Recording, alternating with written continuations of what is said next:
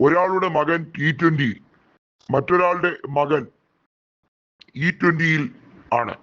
അതായത് ഈ രാജ്യത്ത് E20 വാഹനങ്ങൾ അടിച്ചേൽപ്പിച്ച് രാജ്യത്തെ പെട്രോളിൽ മായം കലർത്തുന്ന ഒരു നേതാവിന്റെ മകൻ. എന്നാൽ ഈ രണ്ട് BJP നേതാക്കളും 420 ആണ്. അമിത്ഷായെയും നിതിൻ ഗഡ്കരിയെയും കൃത്യമായി കളിയാക്കിക്കൊണ്ട് രംഗത്ത് വരികയാണ്. ഇവർ തമ്മിലുള്ള പ്രശ്നം എന്തോ ആയിക്കോട്ടെ, പക്ഷേ BJPയിലെ ഈ രണ്ട് കില്ലാടികളും കൂടെ ചേർന്ന് ഒരു ഒന്നൊന്നര തേപ്പാണ് രാജ്യത്തെ ജനങ്ങൾക്ക് മുഴുവനായി കൊടുത്തതെന്നും രാജ്യം ഇവരെ വെറുതെ വിടില്ല, ജനങ്ങൾ തിരഞ്ഞു പിടിച്ചു തന്നെ ഇവർക്കെതിരെയുള്ള നീക്കങ്ങൾ ആരംഭിച്ചിട്ടുണ്ട്. അതായത് അധികാരം തലയ്ക്ക് പിടിച്ച് 12 കൊല്ലമായി ഇരിക്കുന്ന ഇവർ രണ്ടുപേരും ഈ രാജ്യത്തിനെ നശിപ്പിച്ചുകൊണ്ടിരിക്കുകയാണ് എന്ന് കനയ്യകുമാർ സോഷ്യൽ മീഡിയയിലൂടെ പറഞ്ഞിരിക്കുകയാണ്.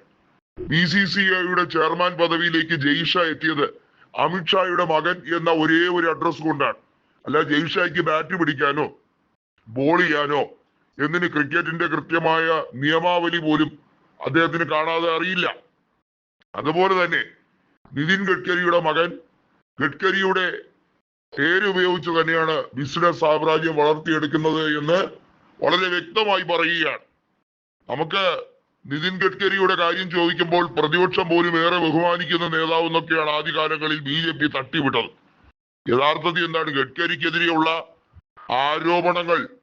എത്തനോള് കലർന്ന പെട്രോള് ജനങ്ങൾക്ക് മേൽ അടിച്ചേൽപ്പിക്കുന്ന അത്തരത്തിലെ വാഹനങ്ങൾ ജനങ്ങൾക്ക് മേൽ അടിച്ചേൽപ്പിച്ച് ജനങ്ങളെ ദുരിതക്കയറ്റിലേക്ക് വിട്ടുകൊണ്ട് ഈ രാജ്യത്തെ നിരവധിയായ കോടിക്കണക്കിന് ജനതയുടെ പ്രാക്കും അവരുടെ എല്ലാ രീതിയിലുള്ള വിഷമവും അത് പറഞ്ഞാൽ മനസ്സിലാകത്തില്ല. കാരണം സുഖലോലിപരായി ജീവിക്കുന്ന ഇവരൊക്കെ സാധാരണക്കാരുടെയും പട്ടിണി പാവങ്ങളുടെയും ദൈനംദിന ജീവിതത്തിലെ അവസ്ഥ എന്താണെന്ന് മനസ്സിലാക്കാൻ കഴിയുമോ? ഇല്ലേ ഇല്ല. അത് കൃത്യമായി പറഞ്ഞു കൊടുക്കുകയാണ് JNUവിലെ മുൻ പ്രസിഡന്റ് കൂടിയായിരുന്ന കോൺഗ്രസിന്റെ യുവതുർക്കിയായ കനയ്യകുമാർ. കനയ്യകുമാറിന്റെ കുറിക്കൊള്ളുന്ന മറുപടി പലപ്പോഴും BJP നേതൃത്വത്തിന് വലിയ പ്രതിസന്ധി തന്നെയാണ് സൃഷ്ടിക്കുന്നത്. കനയ്യകുമാർ അടുത്ത പ്രധാന ദൗത്യത്തിലേക്ക് ഇറങ്ങുകയാണ്.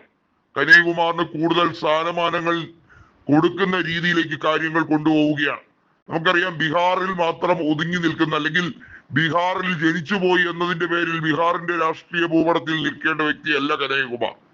അദ്ദേഹം കൃത്യമായും ഇന്ത്യൻ പാർലമെന്റിൽ ഉണ്ടാകേണ്ട, ഇന്ത്യയുടെ രാഷ്ട്രീയ ഭൂപടത്തിൽ കോൺഗ്രസിന് കൃത്യമായ ഒരു പങ്ക് വഹിക്കാൻ കഴിയുന്ന, അല്ലെങ്കിൽ കോൺഗ്രസ് നേതൃത്വത്തിൽ നിന്നുകൊണ്ട് തന്നെ തന്റേതായ വ്യക്തിമുദ്ര പതിപ്പിക്കാൻ ശ്രമിക്കുന്ന ഒരു യുവ നേതാവാണ് കനയ്യകുമാർ.